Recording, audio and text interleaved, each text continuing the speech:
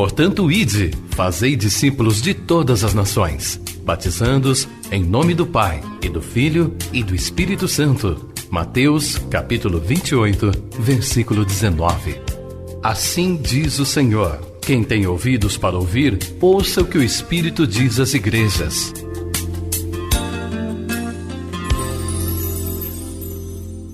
Hebreus capítulo 10, versículo de número 26, que diz assim: porque se vivermos deliberadamente em pecado, depois de termos recebido o pleno conhecimento da verdade, já não resta sacrifício pelos pecados.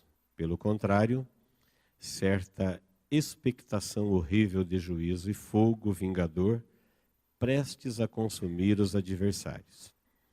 Sem misericórdia, morre pelo depoimento de 2 ou 3 testemunhas quem tiver rejeitado a lei de Moisés.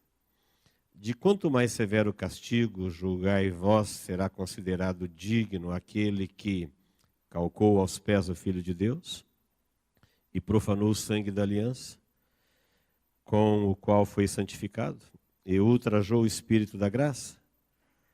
Ora, nós conhecemos aquele que disse: a mim pertence a vingança, e eu retribuirei.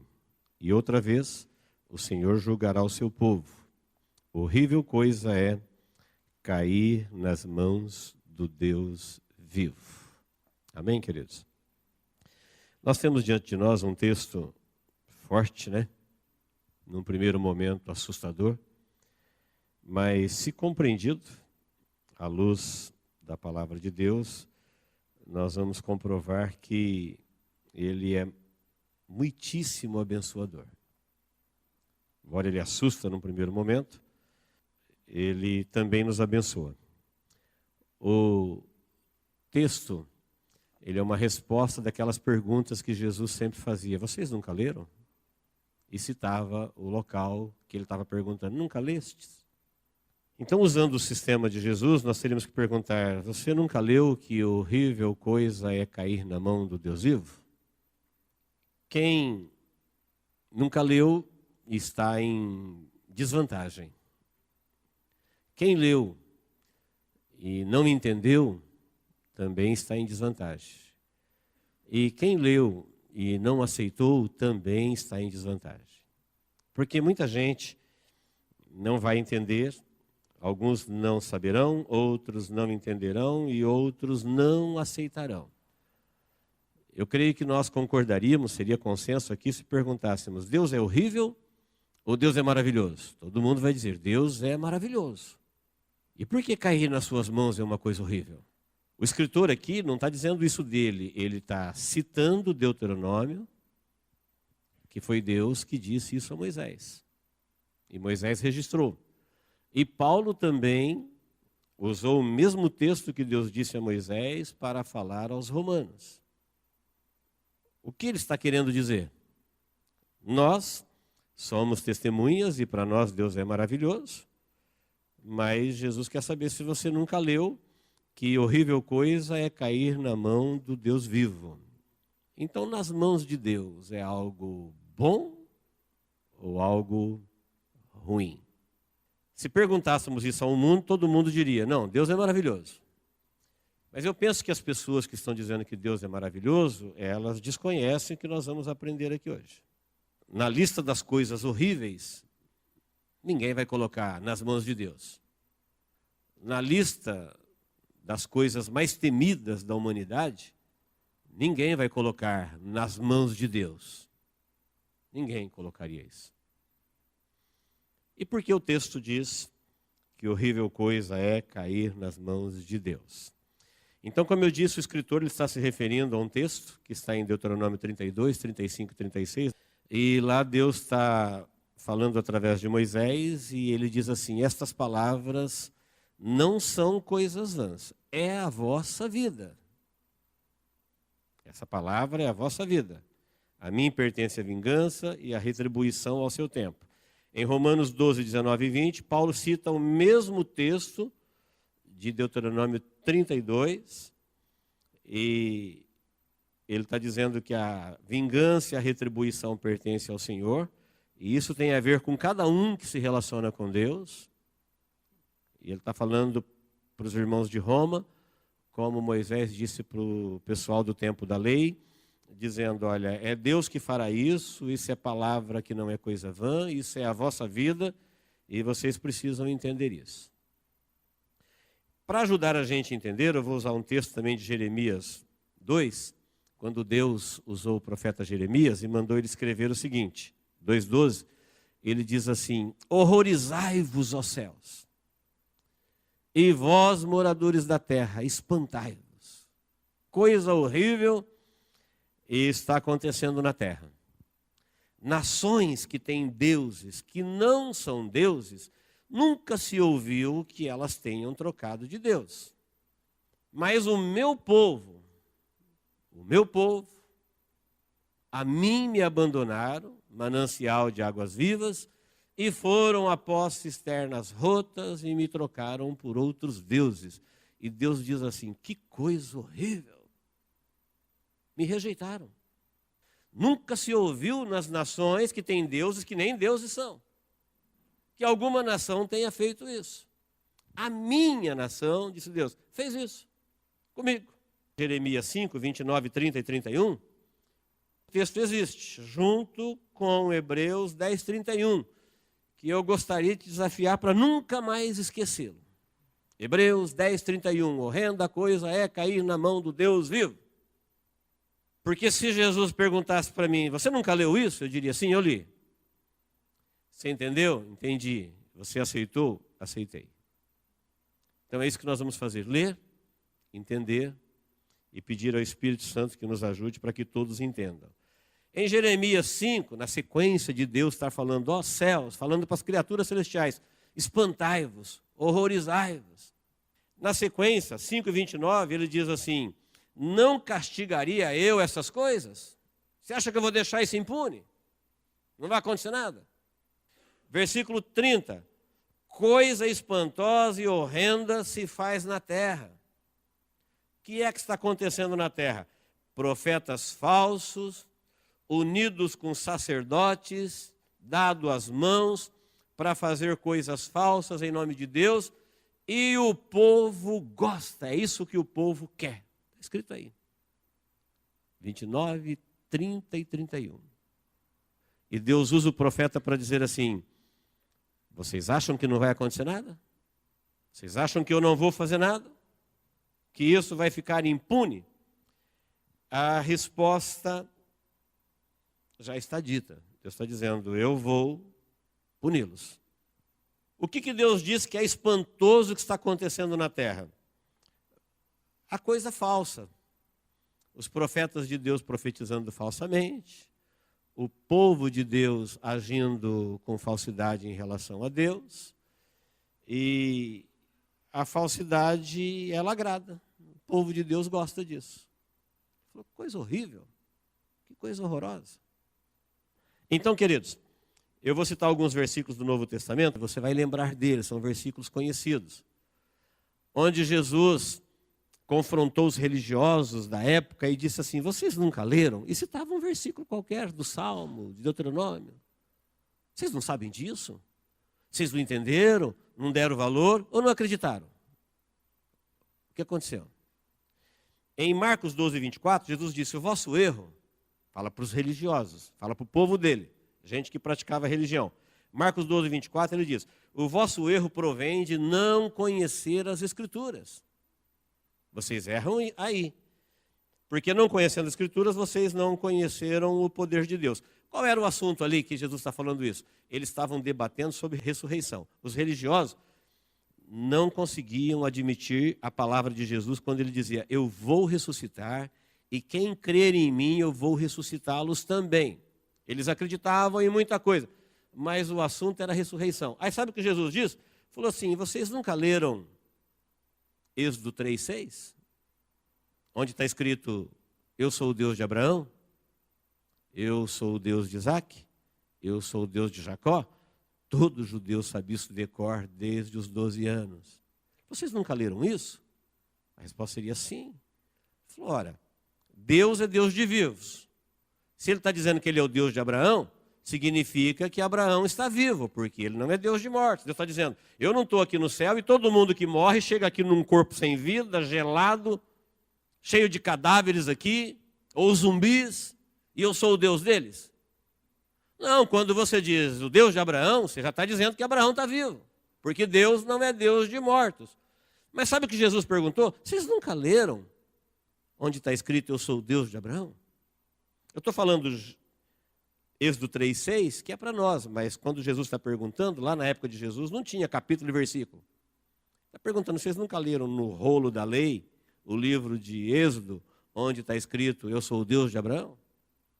Se vocês leram, se entenderam, e se vocês pronunciam, então vocês estão laborando em grande erro. Você está dizendo uma coisa e crendo em outra. Você está querendo dizer que Deus é Deus de mortos? Ou então você não entendeu o que você leu, quando você leu, eu sou o Deus de Abraão.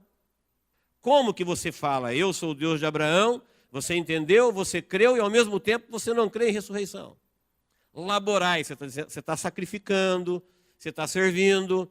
Labor, em grande erro, em grande fantasia religiosa. Em Marcos 11,17, um outro texto conhecidíssimo, o assunto ali é purificação do templo. Quando Jesus viu o comércio no templo, os irmãos conhecem, ele pegou o chicote, foi lá, derrubou as mesas, derrubou as moedas, expulsou os cambistas, e os religiosos chegaram nele e falaram assim, ei, com que autoridade você faz isso? Aqui é o templo de Deus. Quem é você?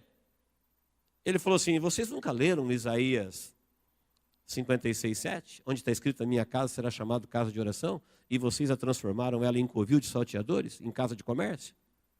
Vocês não leram? Se leram, não aceitaram como palavra de Deus, ou não entenderam, ou estão desrespeitando. Nunca lestes? Eu ficaria até meia-noite aqui falando para vocês lugares em que Jesus falou assim, vocês não leram isso?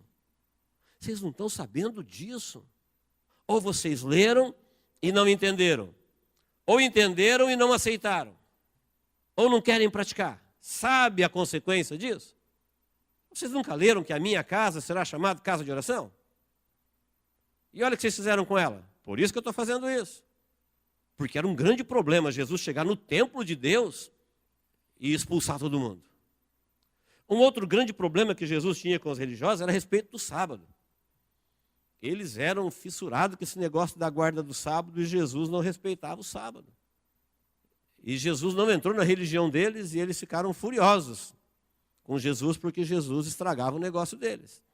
Mas em Marcos 2,25, Jesus estava andando pelos campos, tinha fome, e ele comeu espigas, e deu espiga para quem estava com ele, e os fariseus, era sábado, colher era um trabalho, ninguém fazia isso.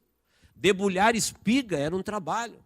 E eles ficaram horrorizados. Como que esse Cristo, Messias, enfrenta a lei de Moisés e transgride o sábado?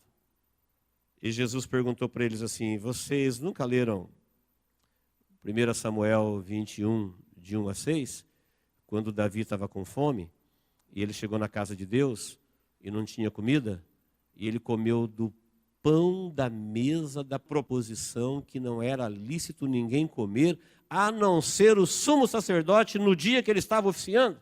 E ele comeu e ele teria que cair morto. E ele não só comeu, mas ele comeu na presença do sumo sacerdote, Abiatar, e deu para os que com eles estavam. E não aconteceu nada, e Deus abençoou Davi, e Jesus disse agora, vocês nunca leram isso? Que tinha alguém autorizado a comer o pão? E tinha alguém proibido? E que ali foi uma exceção da regra, porque na casa de Deus ninguém morre de fome, é lugar de se alimentar. E Jesus estava com fome, os discípulos também, e tinham espiga, e por causa da religião deles, eles não podiam debulhar. Não leram, não entenderam, não aceitaram, ou não querem cumprir? Porque eles sabiam tudo isso de cor que Jesus está perguntando. Mais um texto. Na parábola dos lavradores maus, em Mateus 21, 46, os irmãos vão se lembrar da parábola, quando Jesus disse que ele arrendou a terra para os lavradores, e quando ele mandou seus servos para receber a parte que estava combinado no arrendamento, eles foram espancados. Depois mandou outros, mataram. Mandou outros, espancaram também. Mandou o próprio filho e mataram o filho. Aí ele perguntou para os religiosos, quando vier o Senhor daquela lavoura, daquela terra, o que vocês acham? Julguem vocês, o que ele vai fazer com esses lavradores? Eles disseram assim, ele os fará perecer horrivelmente. Aí Jesus disse assim, vocês nunca leram Salmo 118, 22 e 23? Que a pedra que os edificadores rejeitaram foi essa que Deus elegeu e colocou ela como principal pedra de esquina. E quem tropeçar sobre ela será reduzido a pó, e sobre quem ela cair, seria melhor não ter nascido? Eles entenderam que Jesus falava deles. Mas sabe o que ele perguntou? Vocês não conhecem o Salmo 118? Lógico que lá não tinha o 118. Ele está dizendo, vocês nunca leram nos Salmos? Esse era o dia a dia de Jesus, preste atenção. Quando as crianças incomodaram, e alguém falou, mestre, manda as crianças calar a boca. Vocês nunca leram o Salmo 8, que diz que da boca dos pequeninos Deus tira o perfeito louvor? Vocês não sabem disso? Jesus perguntou para eles, quando Cristo vier, de quem ele é filho? Disseram de Davi. Vocês nunca leram que Davi disse, assenta-te aqui, meu Senhor, à direita do meu Senhor, até que ele coloca todos os seus inimigos pelo estrado dos seus pés? Falou, como que ele é filho de Davi? Se Davi o chama de Senhor. Vocês nunca leram? Nunca leste? Nunca leste? E o texto vai. Está escrito. É o que mais tem nos evangelhos. Para que se cumprisse as Escrituras, está escrito, nos mínimos detalhes. Até quando Jesus foi crucificado, era comum, no dia seguinte, era o sábado, a crucificação se deu na sexta, e o sábado era dia de festa, não podia ter corpos na cruz, e nem todos que eram crucificados morriam no dia seguinte, então quebrava-se as pernas, para que o peso do corpo caísse sobre os braços, e eles morriam por asfixia e acelerava o processo da morte. Quebraram as pernas de quem estava à direita, quebraram as pernas de quem estava à esquerda, e quando foram quebrar as pernas de Jesus, ele já estava morto. E não quebraram. E Mateus disse assim, para que se cumprisse as Escrituras. Tem um salmo escrito, nenhum de seus ossos será quebrado. Quando pegaram a roupa de Jesus, o Jesus defunto morreu, a roupa dele estava sobrando, ele foi enrolado em lençóis, e alguém olhou a túnica de alto a baixo, olha que coisa simples. Eles iam dividir, falou, não, vamos rasgar não, é tecida de alto a baixo, sem costura, vamos lançar a sorte. E Mateus escreveu, porque tem um salmo escrito, sobre as suas vestes lançam sortes. A Virgem, estava escrito, o João Batista falou, estava escrito a meu respeito. Vocês nunca leram? Eu sou a voz do que clama no deserto. Vocês nunca leram, não me entenderam ou não aceitaram? O que está acontecendo? São dezenas, centenas de textos em que diz, para que se cumprisse, estava escrito, isso está vigente. E lá no começo, onde a palavra foi dita originalmente, Deus disse assim, olha, isso não é coisa vã, nisso está a vossa vida.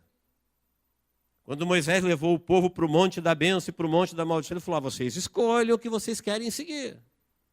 Se vocês rejeitarem a vida, vocês terão a morte. Se vocês rejeitarem a morte, vocês terão a vida.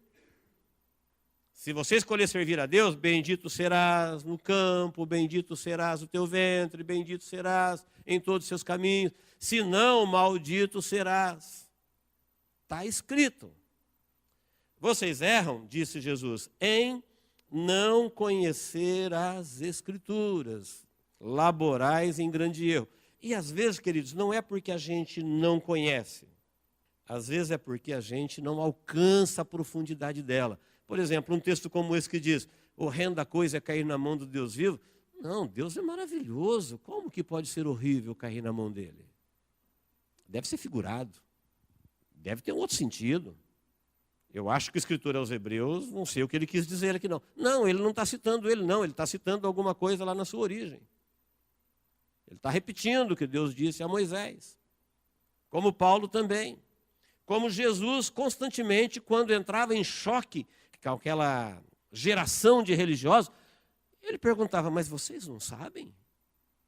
Vocês não leram? Vocês não entenderam? Vocês não sabiam disso? E eles ficavam mudos quando Jesus perguntava isso. Então, queridos, a palavra de Deus, em todos esses versículos e muitos outros, quando Jesus pergunta, nunca lestes, ele está dizendo assim, olha, tem orientação de Deus a respeito. Para cada decisão da vida. Não tem nada que Deus tenha se esquecido. Para cada problema, para cada situação, para cada coisa que a gente nunca imaginou, que ainda vamos viver, Ele está perguntando. No texto que nós lemos, especificamente, o escritor aos Hebreus, ele está dizendo, como em todos esses que eu li, são tratamentos de Jesus com o seu povo. E no tratamento de Jesus com o seu povo, ele trata diferente de como ele se relaciona com o mundo. A mensagem para o mundo é uma e a mensagem para o povo de Deus é outra.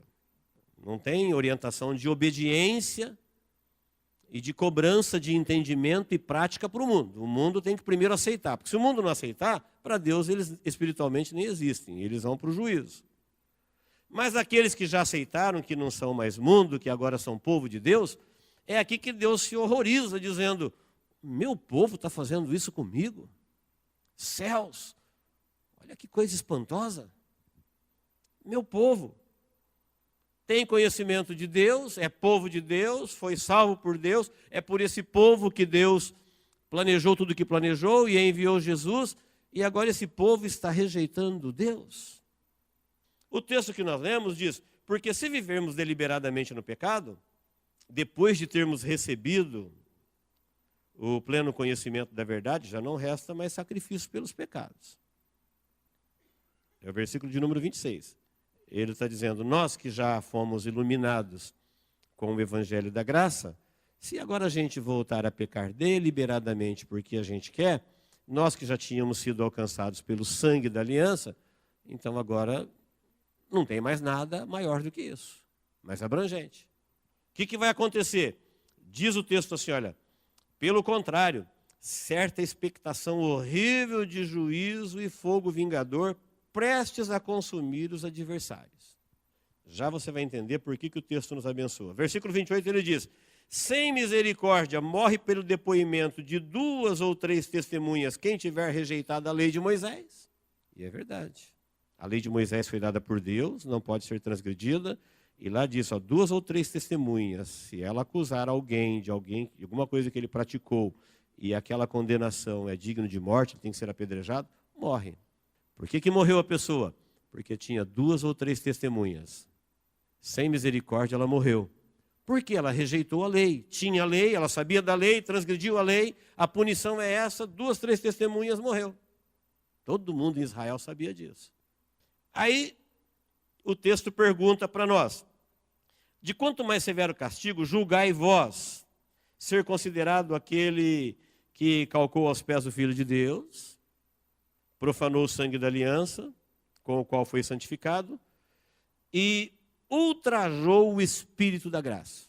Ele está perguntando, que castigo você acha que deve receber quem fez isso? Quem pisou na providência de Deus para a humanidade chamada Jesus Cristo, não deu a mínima para ele? Quem profanou o sangue da aliança, o sacrifício vertido na cruz do Calvário, foi profanado, tornado uma coisa profana, rejeitou e ultrajou o Espírito Santo da graça de Deus. Aí ele pergunta, que castigo vocês acham que essa pessoa vai receber? Aí ele diz, ora, nós conhecemos aquele que diz. Ele está dizendo, eu conheço esse contexto que eu estou falando aqui, lá, de Deus da lei. Ele falou, eu conheço esse que diz, a mim pertence a vingança e eu retribuirei. E outra vez, o Senhor julgará o seu povo. Horrível coisa é cair na mão do Deus vivo.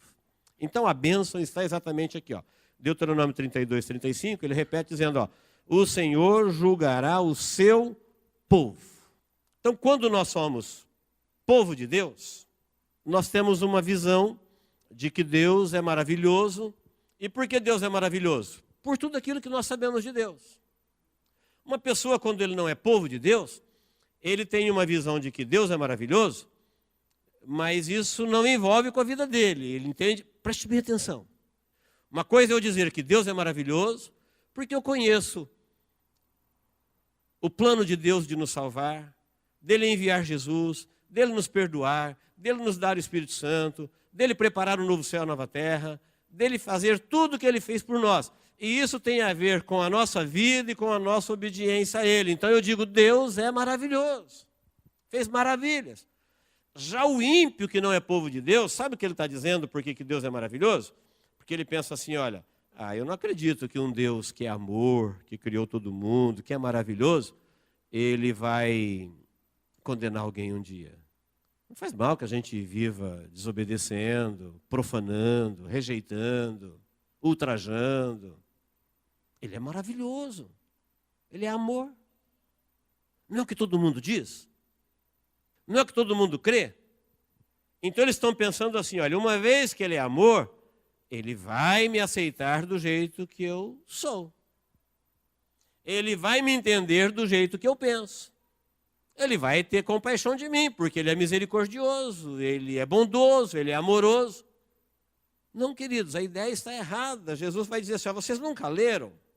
Vocês nunca leram que horrenda coisa é cair na mão do Deus vivo? Por que você acha que Deus permitiu que Jesus, crucificado naquela cruz, morrendo aquela morte horrível? Exatamente porque ele tinha os meus pecados, para não me aceitar como eu sou. Ele teria que me matar, ele teria que te matar com morte horrível, mas por ser misericordioso, maravilhoso e nos amar, ele aceitou que Jesus morresse por nós.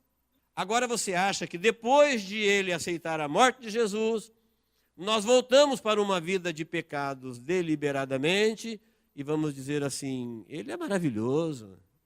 E porque ele é maravilhoso, nós seremos perdoados novamente.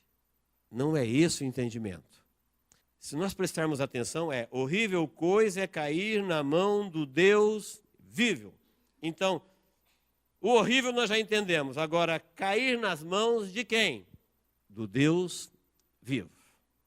Quando a gente fala Deus vivo, a gente está entendendo que Deus é o Senhor da vida. Portanto, tudo que for contra a vida terá a fúria e a ira de Deus. Então, se alguém me perguntasse hoje, Deus é maravilhoso ou terrível? Eu diria, depende de que lado você está. Depende de quem é você. Se é povo de Deus, então Deus é maravilhoso. Por menor que você seja, por mais que você sofra, ainda que você tenha suas fraquezas, ainda que você tenha suas dificuldades, Jesus, certa feita, disse para as pessoas que ficavam afrontando os seus discípulos, ele disse, olha, cuidado com esses pequeninos, eles têm anjos que vêm à face de meu Pai todos os dias. Cuidado com esse povinho aí que vocês dizem que é povinho de Deus, que aparentemente não tem ninguém protegendo, eles têm anjos. E os anjos deles falam face a face com o meu Pai o tempo todo. Cuidado, tem limites para a afronta. Tem limites para o tratamento. Se Deus resolver intervir, há uma diferença da bondade de Deus quando se trata povo de Deus e quem não é povo de Deus. Quando nós falamos, depende de que lado você está, eu estou dizendo, você é luz ou você é trevas? Olha, o enfrentamento de Deus com as trevas será horrível. Você é reino dos céus ou você é mundo? O tratamento de Deus com o reino dos céus é uma coisa maravilhosa, mas o tratamento de Deus com o mundo é uma coisa terrível. E é o mesmo Deus. Vocês não sabiam disso? Sabíamos. Sempre soubemos. Não entendemos, não aceitamos ou a gente não quer entender, não quer aceitar? Então Deus é terrível, Ele é maravilhoso. Ele é maravilhoso. Você está no propósito da obediência, então conte com Deus. Ele enviou o Espírito Santo, perdoou os seus pecados, preparou um céu de glória, vai te ajudar em todas as suas limitações. Você está no propósito da desobediência, então Deus é terrível. Deus é fogo consumidor. É só a gente entender o que é pró-vida, o que é pró-morte, o que é pró-reino, o que é pró-trevas. E isso clareia a grandeza de Deus para o seu povo e a fúria de Deus contra quem é contra o seu plano, quem é contra Deus. Seria a mesma coisa que perguntar, Deus é maravilhoso ou Deus é terrível? É só perguntar, você é gente que reflete a glória de Deus ou você é gente que profana Deus na terra? Que tipo de gente é você? Ou melhor, para a gente entender melhor, você é planta ou você é lagarta? Ou mandruvá? Ou taturana, como você quiser entender. Então imagine um jardim ou uma planta e ela é infestada de mandruvás. Aí chega o agricultor. O que você acha que ele vai fazer com a lagarta? Ele vai dizer, tadinhas, são inocentes, só estão comendo, só estão vivendo, só estão criando seus filhotes. Não. Qualquer pessoa que olhar para a planta e olhar para a praga, ele vai entender que a praga tem que ser eliminada sem misericórdia, porque ela se nutre de vida. Para ela viver, a vida tem que morrer. Ela é do reino da destruição. O que cuida da madeira não pode ter misericórdia do cupim. O homem do campo não pode ter misericórdia daquilo que destrói o alimento. O cirurgião não pode ter misericórdia da célula que mata a célula boa. A célula que se nutre de vida precisa ser atacada com fúria e destruída. Ela não pode crescer, porque ela se alimenta de morte. Então, se alguém perguntar, Deus é maravilhoso? Sim, Ele é pró-vida, Ele é o Deus vivo, Ele é o Criador da vida. Agora, você acha que lá na frente, Deus vai permitir as trevas, o pecado, a malícia, no céu de glória, no céu de Deus, na glória de Deus, na eternidade de Deus, só porque a pessoa entendeu que Ele é maravilhoso para ser conivente com aquilo que ele pensa. Não. É nesse sentido que o texto diz, horrenda coisa é cair na mão do Deus vivo. Por quê? Porque a pessoa conheceu a graça, conheceu a misericórdia, ela foi de Deus, ela deliberadamente ultrajou, rejeitou, pisou, profanou. E como Jesus havia dito lá no passado, ele falou assim, vocês acham que eu não vou fazer nada? Ou seja, tudo que Deus criou, o sacrifício, o plano, o longo plano de Deus, e olha o povo de Deus sendo afrontado, o povo de Deus sendo dizimado, o povo de Deus sofrendo, o povo de Deus sacrificando, e as pessoas que não é povo de Deus dizem, não, Deus é maravilhoso, Deus é bom, Deus é maravilhoso, no fim vai estar tudo junto. Não, queridos. Não é assim. Deus realmente é maravilhoso para o seu povo. Deus ama incondicionalmente, Deus sonha, Deus planeja, Deus quer o seu povo. Mas Ele está dizendo, nós sabemos que quem não é povo de Deus, quem nunca de fato foi, quem nunca se interessou em ser, e que ele vê o povo de Deus falando que Deus é maravilhoso, e ele acha que Deus ser maravilhoso é ser um Deus conivente. Que um dia Ele vai permitir o céu ser profanado, que Deus vai profanar a sua santidade, coisa que Ele não aceitou nem em Jesus, vai aceitar na vida dele, porque Ele não quer aceitar a graça, porque Ele quer pertencer ao reino da destruição, e no fim Ele entende que Deus é maravilhoso, e Deus vai ver o lado dele e vai salvá-lo. Vocês nunca leram? Então por quê? Quando o texto diz que Deus é maravilhoso, está dizendo que cair na mão deste Deus maravilhoso é uma coisa horrível. Cair nas mãos quer dizer estar contra, prestar conta, não ter aceitado a graça. Ele é maravilhoso, Ele não pediu para ninguém morrer, Ele morreu por eles. Ele nos perdoou antes da gente pedir perdão. Ele nos planejou a possibilidade de viver a vida eterna antes da gente entender sobre a morte. Tudo Ele fez de uma forma maravilhosa. Agora Jesus usa o seu profeta e diz, olha que coisa horrível, as pessoas não querem isso. Céus, se espantem. Criaturas celestiais fiquem horrorizadas. Eles querem a morte. Eles não querem um manancial de águas vivas, eles não querem um Deus que lhe dê a vida. Eles estão rejeitando toda a graça que nós, povo de Deus, aceitamos.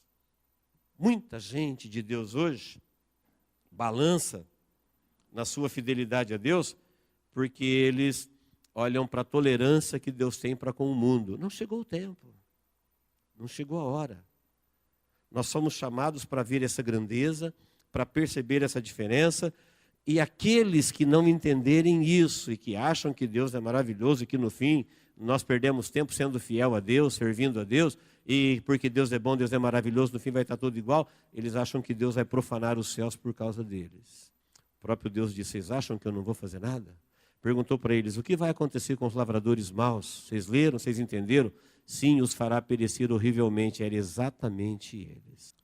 Então, queridos, como povo de Deus, eu quero encerrar dizendo, nós somos gente, como qualquer gente, mas entendemos e aceitamos que Deus nos criou para refletir a sua glória, onde quer que vivamos, enquanto vivermos.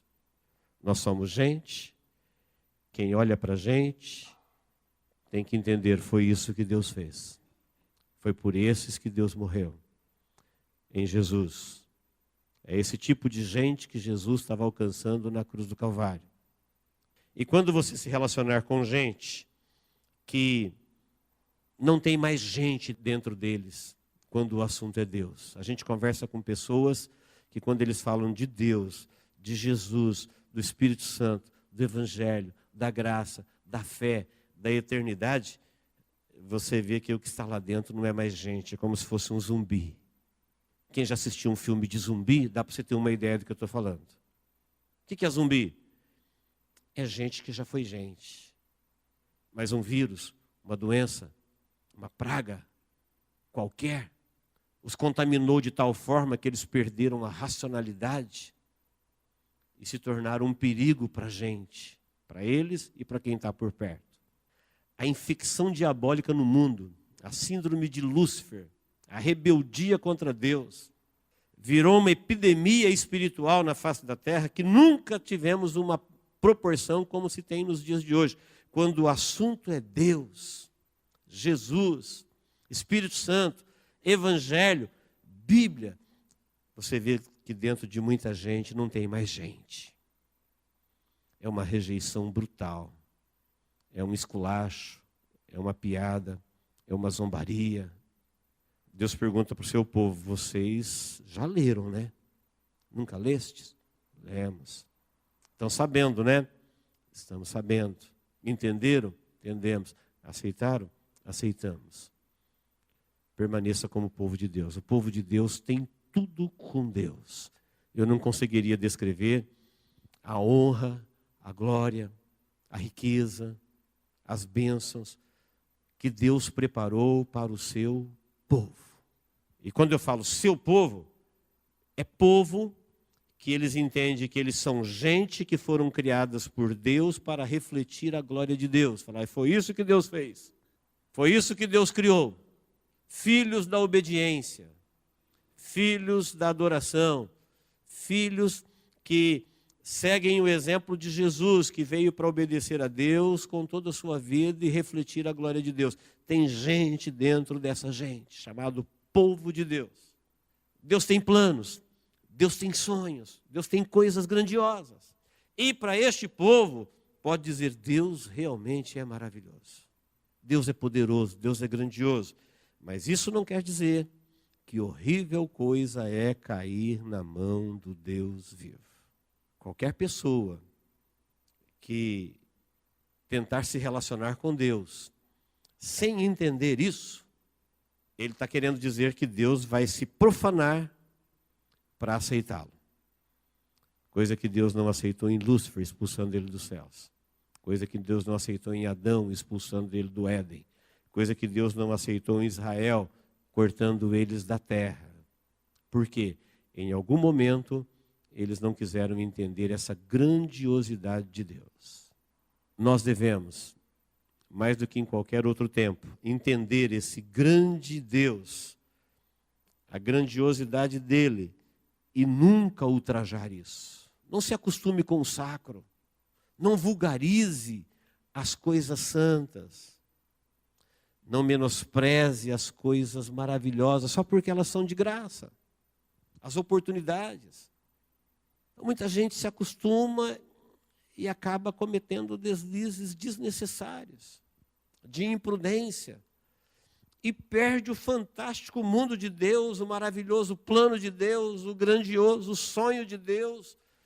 Ah, se eu pudesse entender o que Deus planejou por um simples pecador. Quando ele diz que os céus entram em festa por um que se arrepende. Ele não diz que o céu entra em festa por alguém que é santo. Falou, não, alguém que tinha certeza que era um pobre, miserável pecador, mas se arrependeu e disse, eu quero ser de Deus. Diz que o céu entra em festa. E ao mesmo tempo tem alguém que não tem o menor interesse em arrependimento, o menor interesse pelo céu, o menor interesse pelas coisas de Deus. Ele lê, mas não aceita, às vezes não entende, às vezes não aceita, ele profana. E o texto diz assim, o que você acha que vai acontecer? Jesus disse, vocês acham que eu não vou fazer nada? Não, um dia haverá um acerto de contas. E quando esse dia chegar, disse o texto, horrível coisa é cair na mão de Deus vivo. Se você ler Hebreus 10 inteirinho, capítulo 10 inteirinho, você vai perceber o contexto deste texto, ele dizendo o quanto Deus se interessa pelo pecador, que valoriza o que Deus fez por ele, que aceita, que se dobra, que obedece, que reconhece, e que não diz assim, não, Deus é maravilhoso, e Deus é bom, Ele é o Pai de todos, Ele criou todo mundo, e no fim Ele vai entender, Ele vai aceitar. Chegará o dia que essa pessoa vai se arrepender de não ter conhecido um versículo como esse. Horrível coisa é cair na mão do Deus vivo. Porque ao mesmo tempo que Deus olha para a sua igreja como um jardim, Ele olha para aquilo que é nocivo ao jardim com um olhar de destruição. A praga, a planta é dele, a vida é dele, aquilo que é contra a vida, Deus está contra isso. Jesus na cruz do Calvário estava matando a morte, Ele estava vencendo o império da morte, Ele estava vencendo tudo que é destruição, tudo que é contra Deus, contra a luz, contra a verdade. Tudo aquilo que é contra o seu plano, contra o plano de Deus, Ele estava vencendo tudo isso. E fazendo isso por nós, seu povo. Amém, queridos? Deus nos abençoe em Cristo Jesus. Vamos orar. Eu te convido como povo de Deus, servo e serva de Deus, como filho de Deus. A partir de hoje, vamos dar muito valor a cada oportunidade que Deus nos dá para adorá-lo, para servi-lo, para bendizê-lo. Muito valor. Porque somos povo de Deus. Porque você é povo de Deus. Porque os sonhos de Deus, os planos de Deus são grandes. Para este povo que entenderam tudo aquilo que está escrito a respeito deles. Então não perca uma oportunidade. Não desperdice uma chance. Nunca banalize as coisas grandiosas que Deus já fez por nós, por você.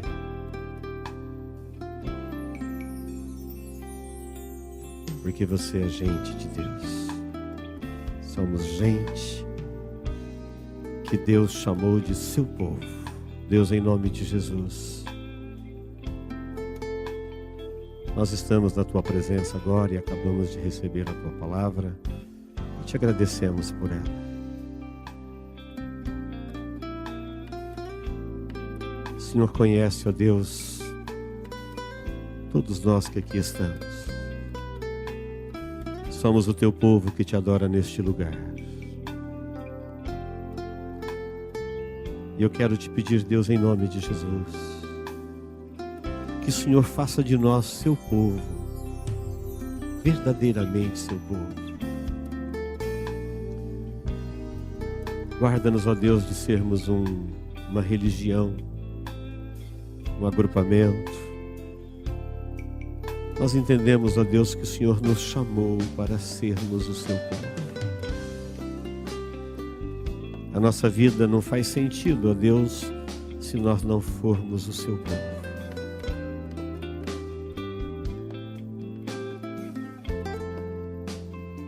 Esse plano,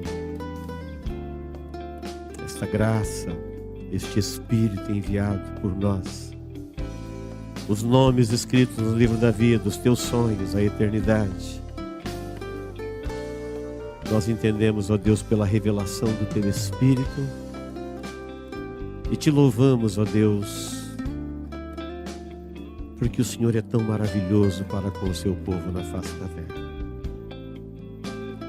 Tu és, ó Deus, a melhor coisa que nos aconteceu. O Senhor é, ó Deus, a razão da nossa existência. E eu quero te pedir, ó Deus, que todos aqui entendam isso. E que nunca desvalorizem ou se esqueçam ou abram mão da rica oportunidade que o Senhor nos dá de sermos o seu povo na face da terra. Em nome de Jesus nós oramos, ó Deus. E por tudo te agradecemos. Amém.